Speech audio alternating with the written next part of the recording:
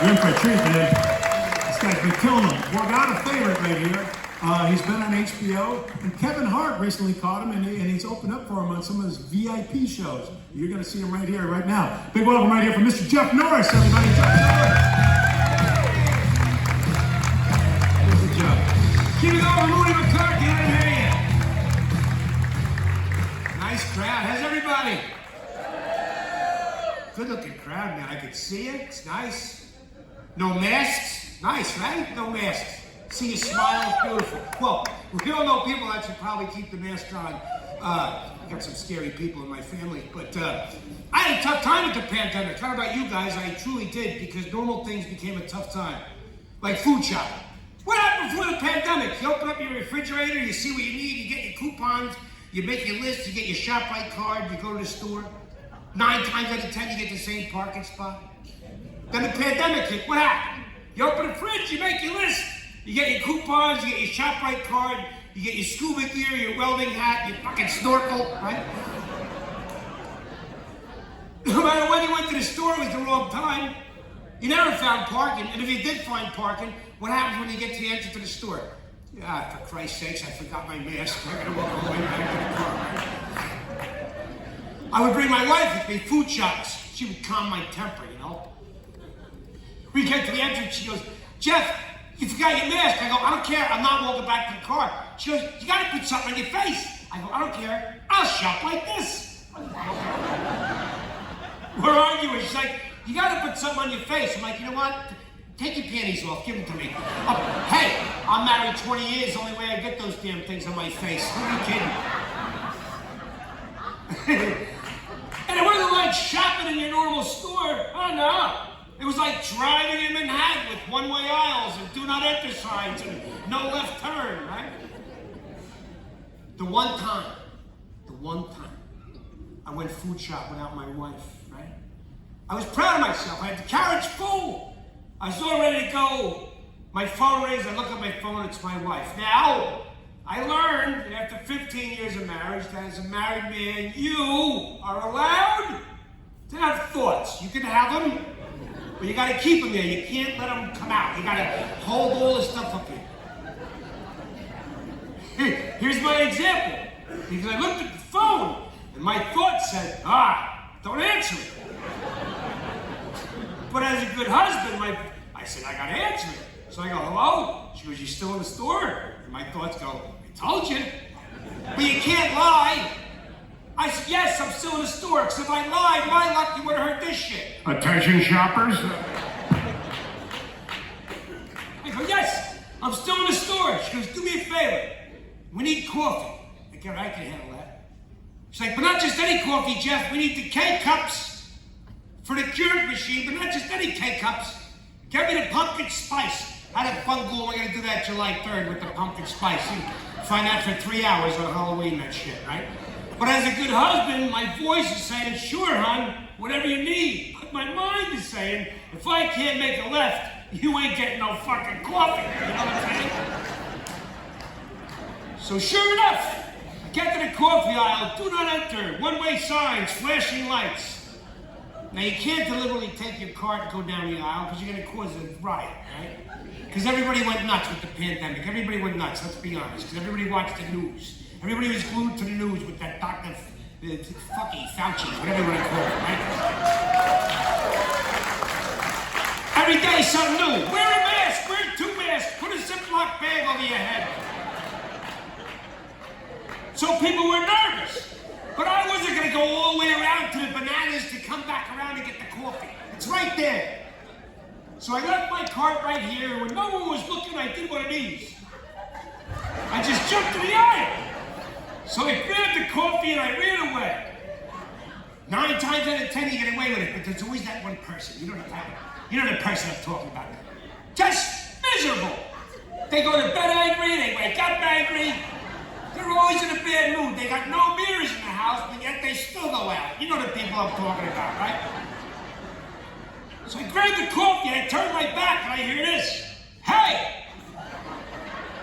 So I turned and I looked. And I go, excuse me?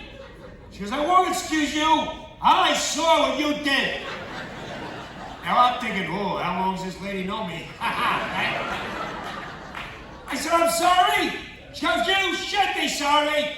You came the wrong way down a one-way aisle during the pandemic, and now I have to get tested again. Now, I'm not just being mean, I'm just being descriptive, okay?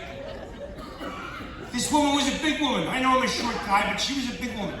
She's about 6'2", 230, if I had to guess. Which is okay, because the good Lord made all different types of people for all different types of reasons, you know? But he also made all different types of clothing to fit all different types of people. All I'm saying is dress accordingly.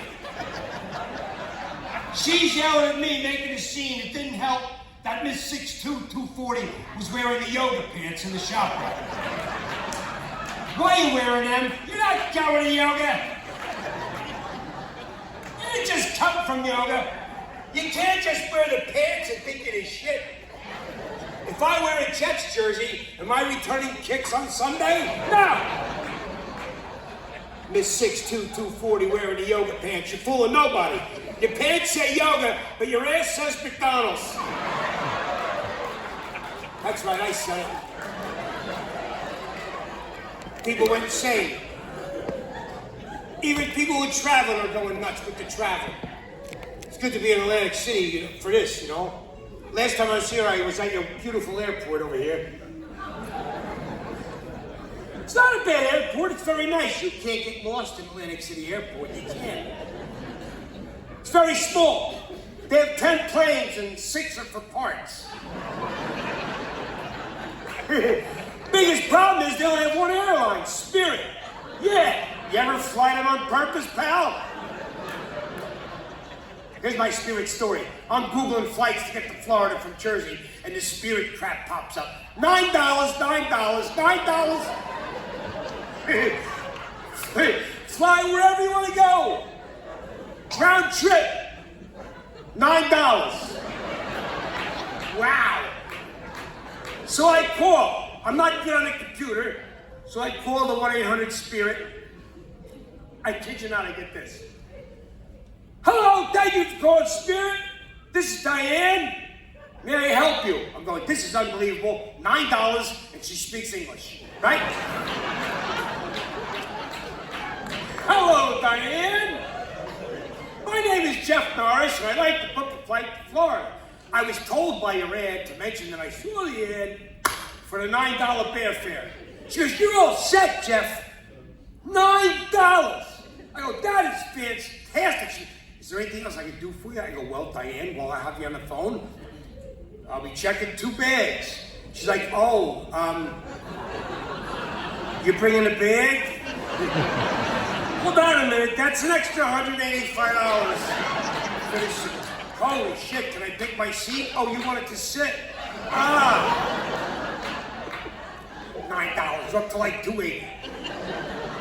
I'm thinking, if I'm spending this much money, I'm gonna fly first class. I never flew first class in my life. I said, Diane, for $280, I would like to book a first class ticket. She goes, well, Mr. Norris, we don't have first class. And she said this, and I quote, would you like a big seat? Like, what am I, 8 years old at the Thanksgiving table? Who's a good boy? He wants a big seat. That's their first class. Let's see if I can reenact it. Okay. All right, let's see. This here is the big seat on Spirit Airlines. This here, is the freaking wall. Okay, now.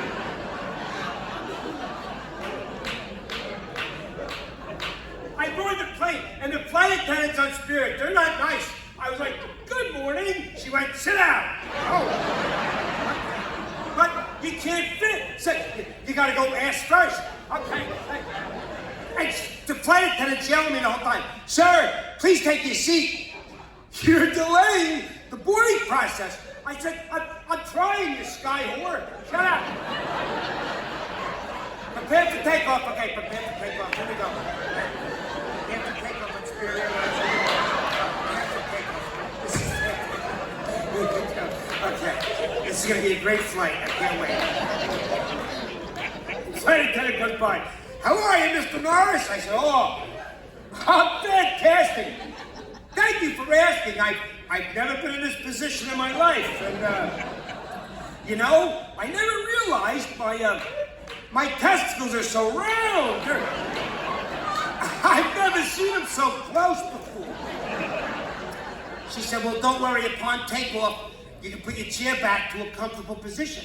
I go, that'd be great, because my back is killing me. She goes, yeah, you just push the button over here. I go, okay, great. We're in the air, I go, I can push the button. She goes, yeah, you can push the button. So, okay, here we go. Push the button, click. That's it, that's as far back as we go, right? We're in the air for like 12 minutes. The plane's making all kinds of noise. Figuring a plane from Jersey, I said to the flight attendant, hey ma'am, is something wrong? She goes, nah, this plane just has a bad muffler. I go, there's a muffler on this plane. Now, I'm not the holiest guy in the world, but I do believe in the power of prayer, you know? And I do think no matter what faith you are, everybody says a little prayer before takeoff. It's only natural. But on spirit, oh, it's mandatory. Yes! Yes! That's why they call it spirit. That's not the name of the airline, it's an acronym. It means start praying in runway, it'll take off. That's what spirit means. A true story for you. You guys are cheering me up. Thank God you're cheering me up. You know, I was in a bad mood all day today. I'm not a big social media guy. I do it for the comedy thing, you know? I went on Facebook for the first time today, and I learned something. I learned that my wife is single. So, yeah, I hit the like button. I didn't know. I hit the like button. I hope it works out for her. You guys really are incredible. You know, I don't know. Married 20 years, you try to spice things up. We were quarantined for so long, you know, that didn't help. And it fell during like our anniversary and Valentine's Day, all that crap at once. How do you spice it up after 20 years, you know? I tried to change things up, fellas. Oh, it totally backfired. I went, honey, I got an idea for Valentine's Day this year. Why don't you go out and get something that makes me look sexy? Yeah, so she went out and she got drunk. So, yeah, it didn't really work out like I had hoped.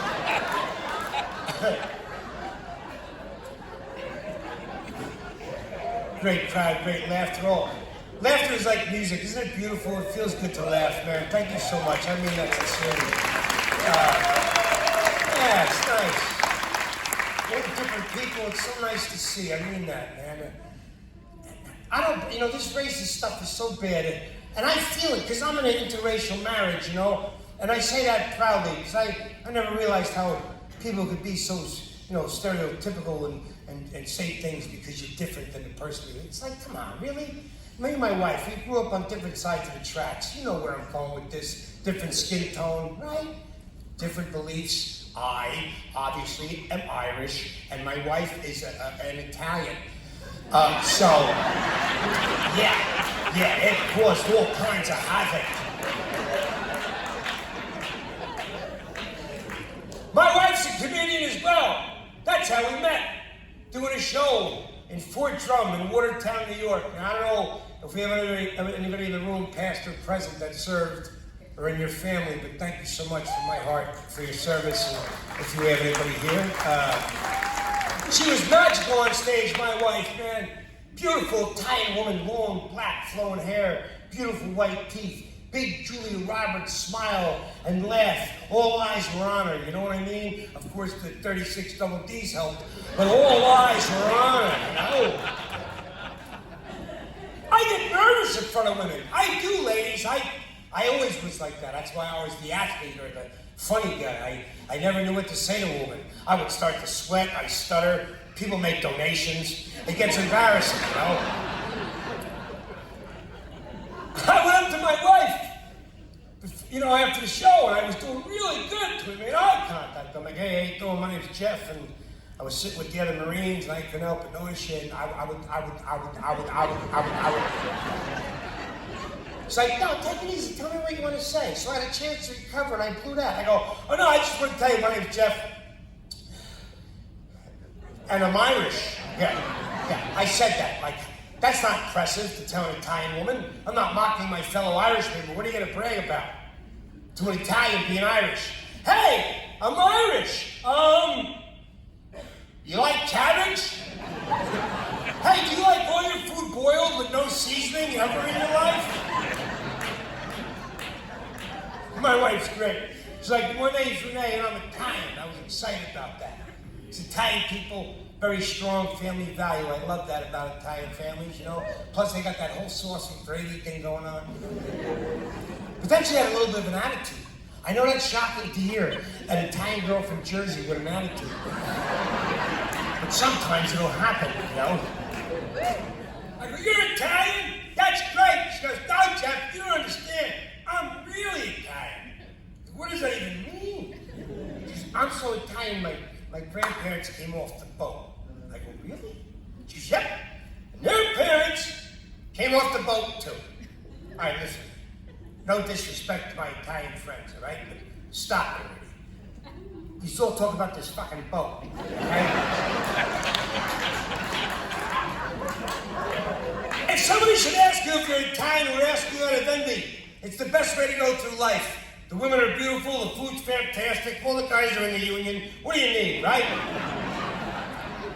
But they all talk about this boat. Hey, you Italian? Hey, I'm so Italian, I came off the boat. Did you really? How big is this fucking boat? Seriously. Where do they dock it? Why can't I see it? I saw the Titanic, I can't see the USS Marinara, right? Don't get mad at me if you're Italian. If you're Italian, we're probably related. I never realized how big Italian families can be. I learned the hard way. I remember even meeting my now wife at the first time. I knew I needed this woman in my life, you know. And I looked at her and I said, you know, I travel a lot, I work on ships, and I was just wondering, maybe you and your family want to come to my house someday and meet myself and my family. She's like, really? My whole family? I'm like, well, yeah, bring your whole family. Oh, fuck, 35 cars pull up to the house, right? I get nervous because of the difference of families. My parents are typical Irish parents. My dad's a great guy, you know, typical Irish guy. I didn't think it was strange growing up in the morning with the Grey Goose and Cheerios. It just happened, you know? Everybody has a flaw. My dad's biggest flaw is he uses curse words as an adjective.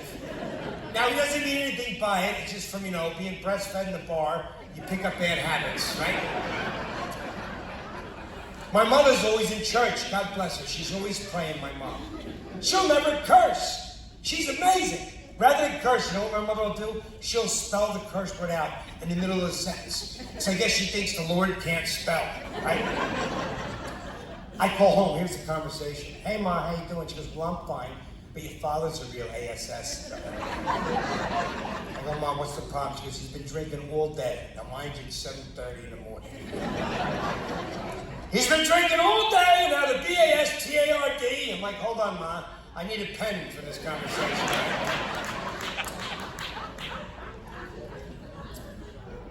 Apparently, after a bottle of vodka and watching the Fix It Yourself channel, my father actually convinced himself he, too, can rewire the kitchen in 3 easy steps, right? Yeah, drunk with a hammer. What can happen? My father's like this. Bang! He cracks his hand. He starts to scream. My mother goes, hey, this is a house of the Lord, and today's Sunday. Don't you dare curse to this house. If you're mad, you better just spell. My dad tried, but you know, he had a few. So Dad was like this, bang! Ha-ha! Ah! O-U-C-H, fuck! Yeah. That's a true story.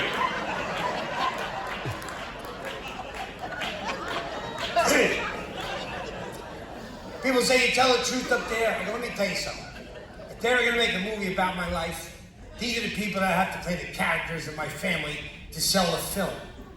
My mom and dad are the modern-day version of Edie and Archie Bunker from All in the Family. They're my parents. My wife's family is the cast of Goodfellas, Casino, Raging Bull, and Mob Wives. This is how it all went down. Here comes my dad, drunk Archie Bunker. Takes one look in the living room, he does this.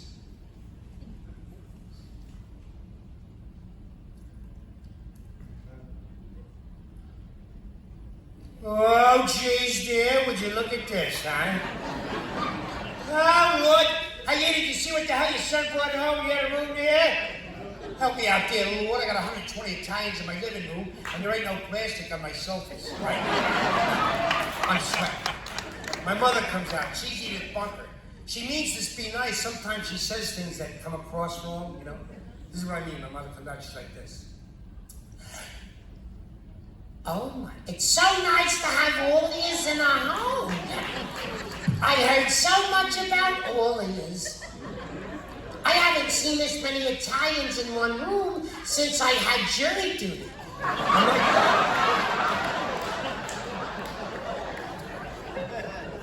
Now the moment of truth for every guy when you're going to meet the father of the woman you're going to marry. For me, it was like meeting Robert De Niro on a very bad day. She says, Daddy, I want you to meet Jeff. He turned around, I got this shit.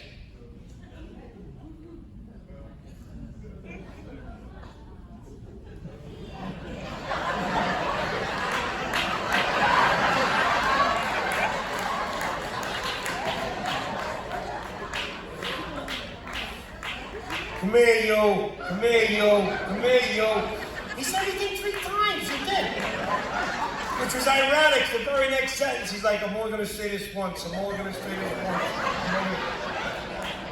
I thought I was done meeting everybody, you know. When hey, it was so nice to meet everybody, I got an idea. Let's do something Italian now, huh? Let's go outside and we'll cement the backyard. What do you say? Oh, they love the concrete, don't they? But every Italian family got somebody that's always in a bad mood. And it's usually the shortest guy.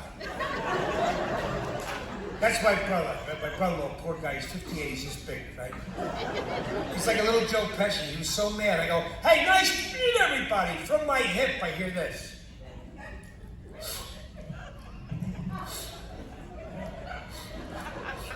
Okay. What the frick? What am I, a mirage over here? Oh, you didn't see me? You saw a fucking lasagna on the table, you fat Irish prick. I picked them up, I burnt them. I don't know what to do, right?